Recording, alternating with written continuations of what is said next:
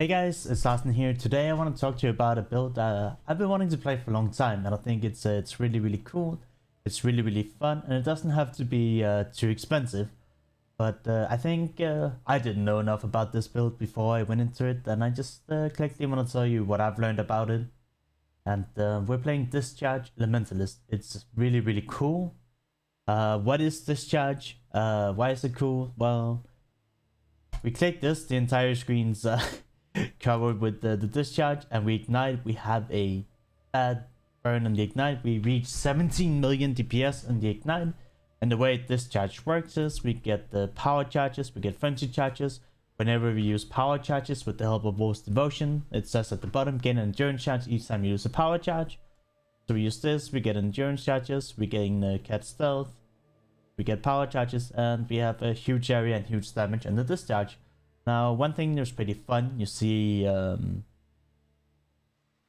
second thing is the Pharaoh's Fur. You have facing while you have cat stealth. So, oh no, gain up to a maximum number of frenzy and power charges and regain cat stealth. Right. Now, the reason why it's so fast, you can see in the gloves we have aspect of the cat. You can do the same in the helmet. Is because we have less duration and the swift affliction together with aspect of the cat in the gloves. If I were to take these two gems out, now it's 8 seconds to gain this. So these two gems makes it possible for us to have a 2-second cooldown on changing stances. So every 2 seconds we'll have our maximum power and frenzy charges. While we're mapping, we use second wind, so we can use this twice, and it doesn't have a cooldown. But for buzzing, you can use the elements to have a little bit more single target. But for maps, it's just nice to be able to have more charges and pretty much always be able to click it. That's the fundamentals of this build. I think we should just jump straight into some of the action. I have 100% Dilly map. I have one Blighted map. This thing is so good for Blighted maps. I've done a lot of Blight with this character. And then I have 2 Conqueror maps. I think we'll jump into the Conqueror maps. It's just a pretty chill Conqueror map. We'll do 2 Conquerors. We'll do Cyrus. We'll do a Blighted map. We'll do 100% Dilly map. That's the basic of this character. I guess I can quickly show you the tree. The trees, we got one cluster jewel with a bunch of ignites on. We got another one here. We got face sacro. A tiny bit of fire damage, but pretty much everything here we are going for is all the endurance charges, power charges, and frenzy charges. If you look at our ignite DPS here, right, we pretty much get about 1 million damage almost per charge we have clicked. So a lot of our damage just comes from having a lot of power charges, frenzy charges, endurance charges, etc. I explained how we get them and stuff like that. And now, as you can see, we just we have huge, very satisfying explosions. We have ignite prolift. We're even running a very extra spine when it says at the bottom, when you kill an ignited enemy, inflicting and quitting ignite on each nearby enemy, which is you know, as you can see, we're literally clearing multiple screens away when we have enough monsters to chain between. We somehow killed the map boss. I mean, I didn't know there was a map boss, but that's kind of what this build is. You tend to kill things that are really far away from you. It's a pretty good time, and it's not crazy expensive if you don't use a head on the. I do want to use a head on the right. I think it's a fun mapping build. You go really fast, but if you don't want to try and craft your own staff, you can use a cane of the Kulamag. There's too much you need to look on the cane of the Kulamag. You want to look at increased fire damage and fire damage over time multiplier. And then if you want to spend a little bit of money, you can get for the last mod increased damage per frenzy charge or increased damage per endurance charge. And then you have a really solid staff in just a cane of the Kulamag.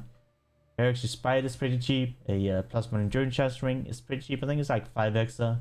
The helmet just has a power charge, right? This is not, we don't have anything too crazy here. Carol's first 6 link is not expensive. Like a +1 frenzy gloves with aspect of the cat.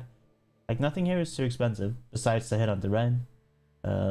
Also these, like everything is affordable. The 2 expensive parts would be the staff and the cluster jewels. Everything else, and I mean you don't have to use head on the right. Head on just head on gives the speed once we kill enough rare monsters, right?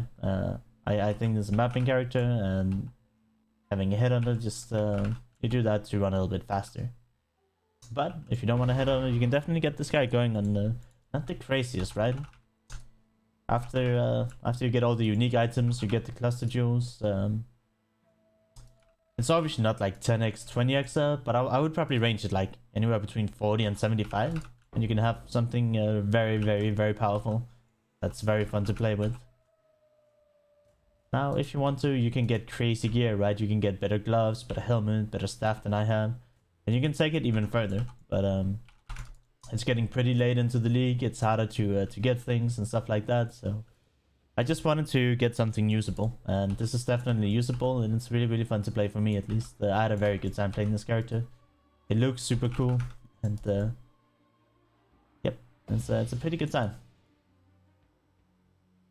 Right, so we need to do the gem swap and then we're ready. With your death, this nightmare may finally end.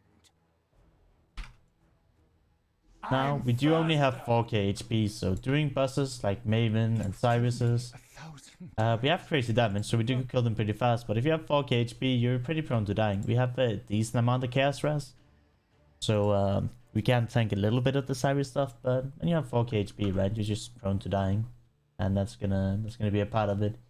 Here, I'm just using 3 teal Blighted Owls to make everything spawn faster. I think Blighted maps are pretty fun when you when they only take about 2 minutes. I think it's like 2 minutes 20 seconds. It's kind of crazy. So that's the way I've been running the Blighted maps. I haven't made any money from Blighted maps. I believe, I don't know, but I think you need to use silver whales. But silver whales are kind of boring. I like when they're really fast. The shorter they are, the more fun it is to me, right? Because normally for the first 2 minutes of a Blighted map, I'm literally falling asleep, normally. Like, I'm falling asleep because nothing is happening, but this map is over in about 2 minutes, so... When you use the tealets, it's fun, it's just not profitable, which is a shame.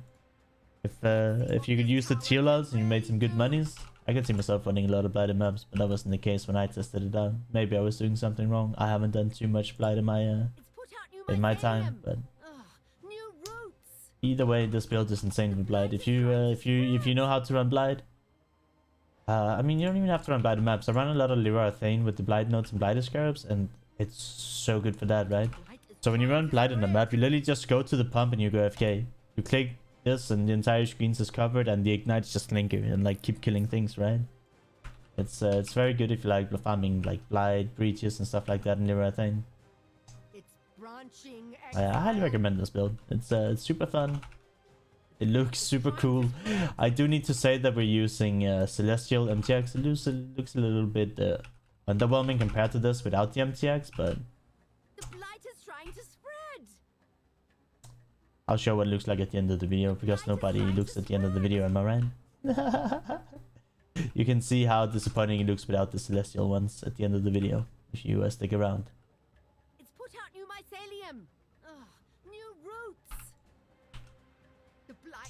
But the way I've been playing these Blighted maps is I just put up a few movement speed towers so I can move faster around, and you just go to each side, click once, come back here, click once, everything pretty much dies.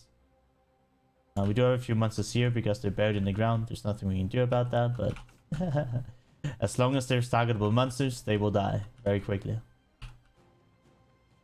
They're buried under the ground and we can't target them. I mean, not much any build can do about that.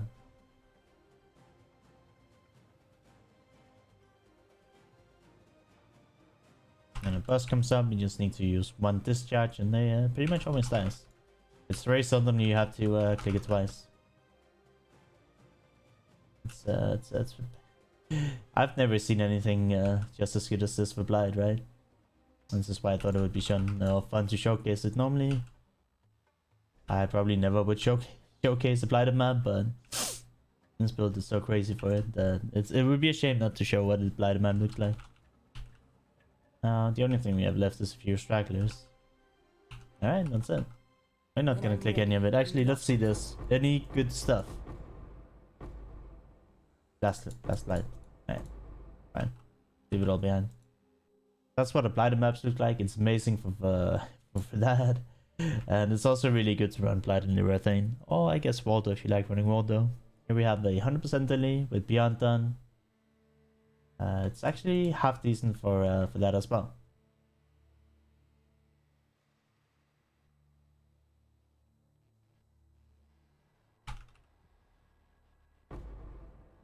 Having good ignites is something I've never really played much with before. So trying it for the first time, I'm pleasantly surprised with just how fun it is to see everything like burn and seeing the ignite spread going ham. Should have chosen a map with a better layout, I think. You live and you learn. In the next video, we'll choose something with a bigger layout, or not bigger, better layout to not having to be stuck in a cabin. Now 100% daily these bosses do take like 20 seconds. That's is what it is when you reignite. But nonetheless, I think it's a pretty good guy for farming some 100% daily. It's good for just about anything. Now, if you do want to make it into like a really solid all-around character, you can sacrifice a bit of damage to get some more health to try and make bossing in particular more satisfying. But I was just trying to make a guy that would be really fun to go into maps and just blow up an entire screen and see the ignite spread around, right? So, you know, I think usually what you have to sacrifice is a bit of damage to get some more tankiness, but I always have a dedicated bossing character in a league, so it's not something I too often do, right? I just I try to make characters that are really fun for mapping, such as this one. It's very satisfying to go in and just see the entire screen explode. At least I've had a great time doing it. That's about it. Oh, we got the Busty here. He's in a kind of rough spot. Should die now. Alright, that's about 100% daily vibe. Looks like pretty easy, I would say. Now for the hardest challenge is gonna be Cyrus. I'm gonna be using a life flask. I'll probably die either way. Good to see you. If I mess up, right? Our defense is that we kill things fast, but we do only have 4k HP, so dying is fairly easy. But I do still want to showcase that you probably can't do it as long as you don't play like a boosted monkey. And sometimes I could play like one. Sometimes it happens, you know. I guess before we do the Cyrus, I will show you just how boring the skill looks like without MTX. How boring and small. The comparison is right. Look at that, and then look at this. It's yours. But Orith, Sad. This looks so much cooler. It looks a lot cooler with MTX. Without the, I mean, there's a few skills I like that, but the one in particular is bad. It looks trash without MTX, sadly.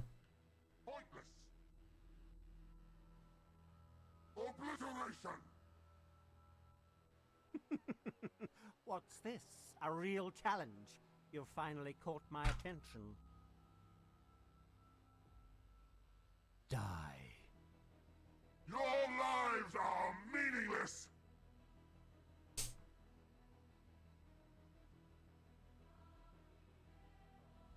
And this is a bang of dragons. Send it on. Fury of the cosmos! Obliteration! The others found strength in their projections. They became reliant on them. I am not so foolish.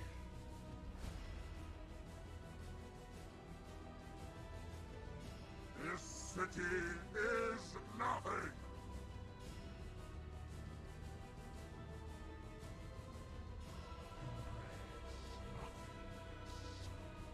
Fury of the cosmos! Be utterly annihilated! Glorious flames! Is life really interesting enough to warrant all this pain?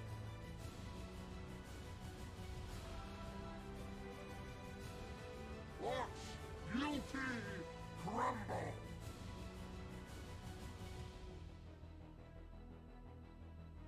Creation itself! Oh, we can also show that we're doing everything in Awakening level 9.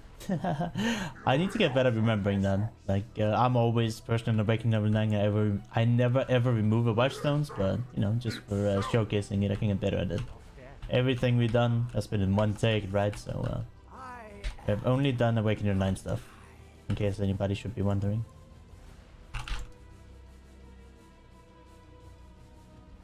Everlasting! You had to jump, didn't you? Not a bully. When I'm ready and not before.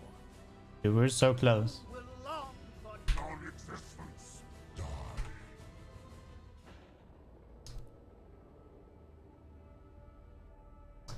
It was almost flawless.